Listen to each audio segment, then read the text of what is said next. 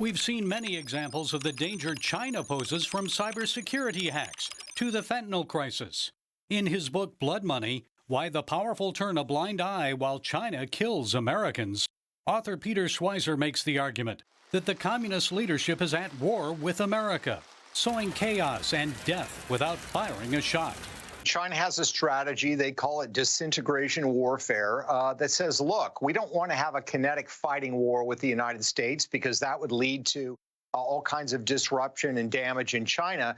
So we're going to try to beat them by not going to war, but by undermining them nonetheless. Schweizer sees the Chinese Communist Party employing the tactics of ancient military strategist Sun Tzu. In The Art of War, he teaches an enemy can be defeated without having to fight. They're doing this by sowing social chaos in the United States. They're literally killing Americans with fentanyl. The Mexican cartels are the junior partners. This is a Chinese operation. And they are engaging in other activities that are designed to tear America apart, and it seems to be working. As fentanyl has continued to pour across the U.S. southern border, the CDC reports that in 2023 alone, the drug led to the deaths of more than 112,000 Americans. Schweizer writes that this ongoing crisis can only continue through political corruption. He claims to have found a link between gang leader Zhang Anli, also known as White Wolf, and the Biden family.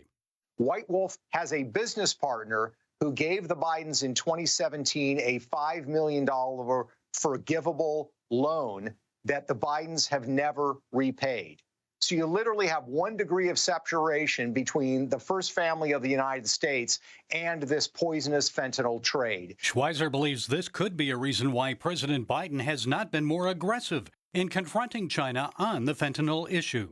We need to remember that the bribery and corruption statutes in the United States say even if the actual politician doesn't get a dime, if his family member profits, that in and of itself is corruption. Schweizer alleges China has financial ties with members of both major political parties in the United States, including outgoing Senate Minority Leader Mitch McConnell.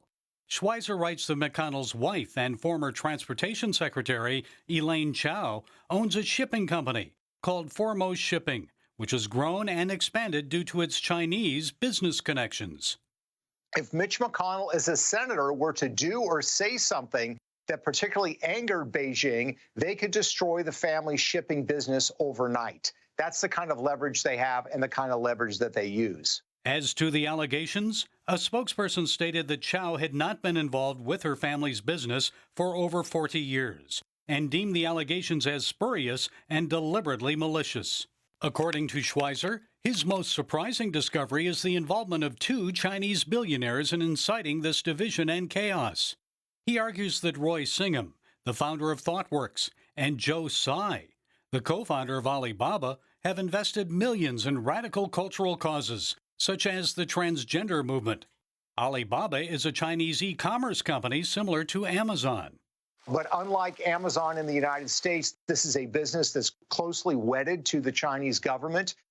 What's troubling about these actions is not only their support of the cause, but the fact that they don't actually advocate for these causes in China itself, which leads me to believe that they see it more as a disruptive force in American society than something that they actually embrace as a belief system. What can be done? Schweizer believes the country must first deal with Chinese political influence in Washington. After that, Americans need to be aware of what is going on. He says if people stay informed and are equipped, they can win this war for American hearts and minds. Gary Lane, CBN News.